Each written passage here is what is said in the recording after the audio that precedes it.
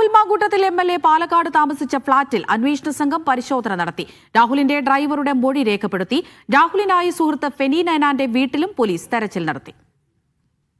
ഫ്ളാറ്റിൽ വെച്ച് മെയ് മാസത്തിൽ പീഡിപ്പിച്ചെന്ന യുവതിയുടെ മൊഴിയുടെ അടിസ്ഥാനത്തിലാണ് അന്വേഷണ സംഘം ഫ്ളാറ്റിലെത്തി പരിശോധന നടത്തിയത്.